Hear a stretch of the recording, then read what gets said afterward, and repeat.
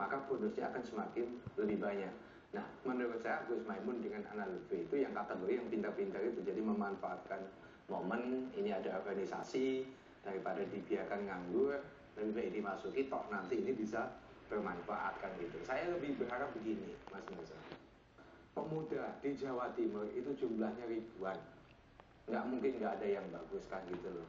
Ngapain sih teman-teman anggota DPR itu ribut-ribut pengen jadi pengurus Karta? Lebih baik dia konsentrasi sebagai wakil rakyat membawa aspirasi masyarakat yang sekarang ini kondisi ekonominya lagi terpuruk, kondisi sosialnya masih dipertanyakan kan itu. Jadi ngapain ribut-ribut rebutan gula di mana ini di Karta itu kan itu.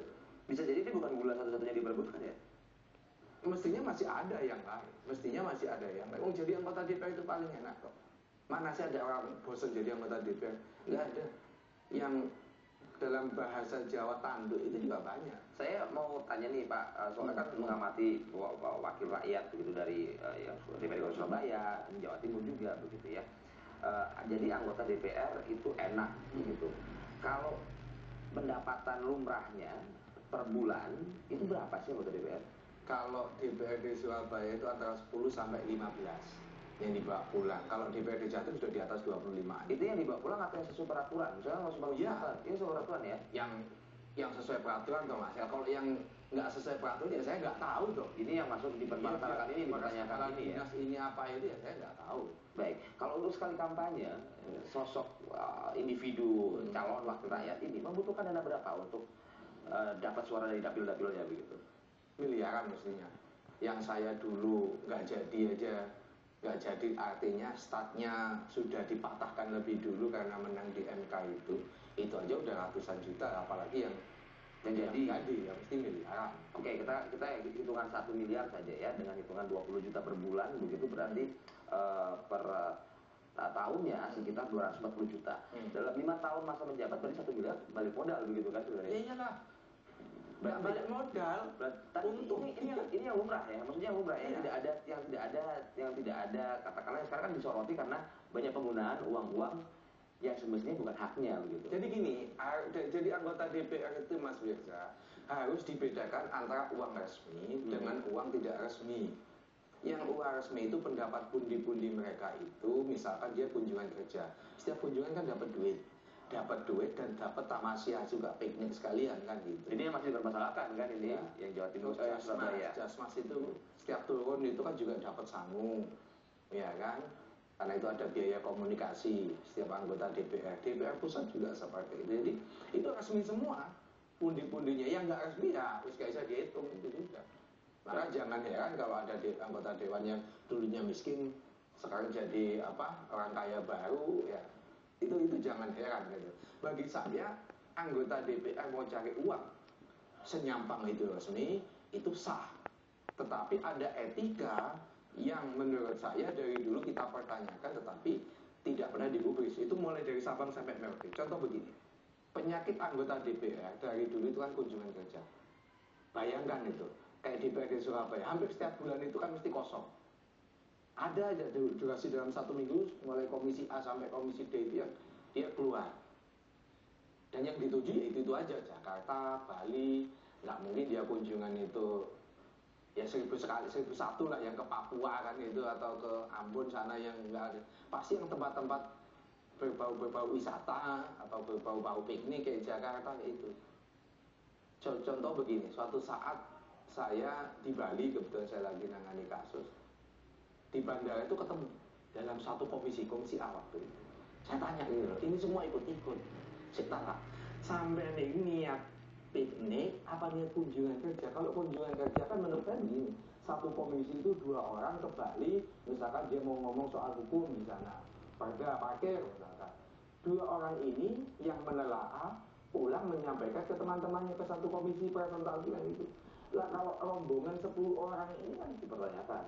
Itu bukan kunjungan kerja karena itu piknik kan gitu loh. Mau ketemu orang bule, mau booking atau apa ya saya tidak tahu. Jadi ini legal ya, atau anggarannya legal yang menurut saya etika melukai hati masyarakat. Baik, jadi sebenarnya dalam hal-hal yang sudah legal saja penghasilan dari wakil rakyat ini sudah bisa dibilang cukup dan sudah bisa dibilang kalau keluar untuk kampanye udah balik modal. Udah balik modal. Jadi seharusnya tidak ada hal-hal yang berbau ekstra income begitu yang tidak legal gitu. Karena sesuai dengan jalan tugas dan kewajibannya pun sudah memberikan penghidupan begitu ya kurang lebihnya ya.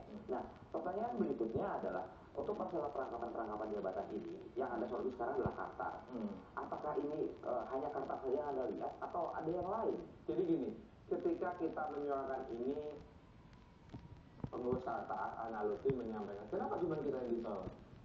KMPI juga dijabat oleh oleh anggota DPR. Kebetulan DPRD Surabaya menjabat KMPI Jatim.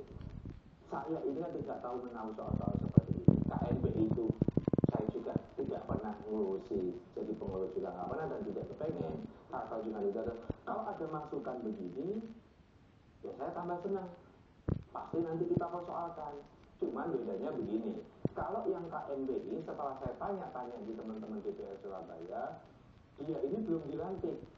Ya kalau belum dilantik kan mau dipersoalkan, nanti saya persoalkan dia mundur. Kalau yang Jatim, Kartar Jatim ini sudah dilantik.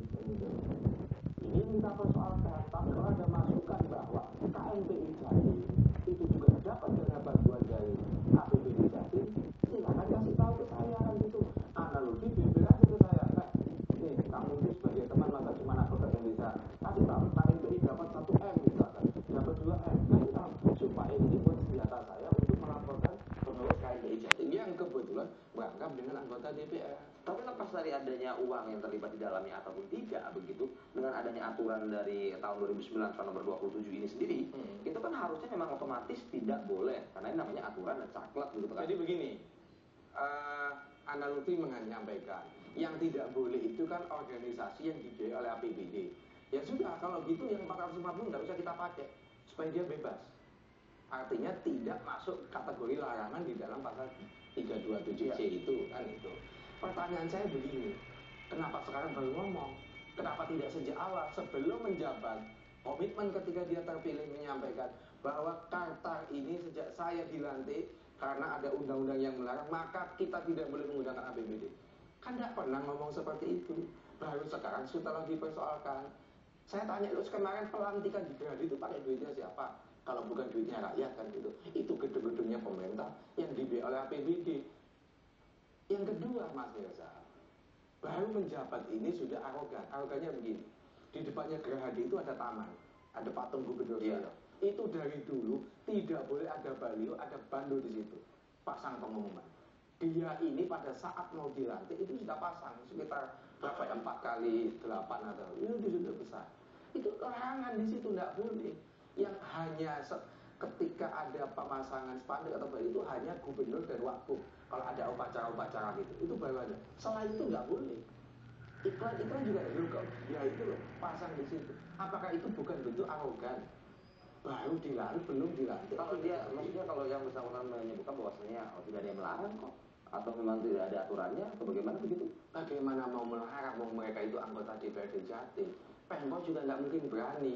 Pak Iwo tadi ini yang disebut dengan konflik of interest.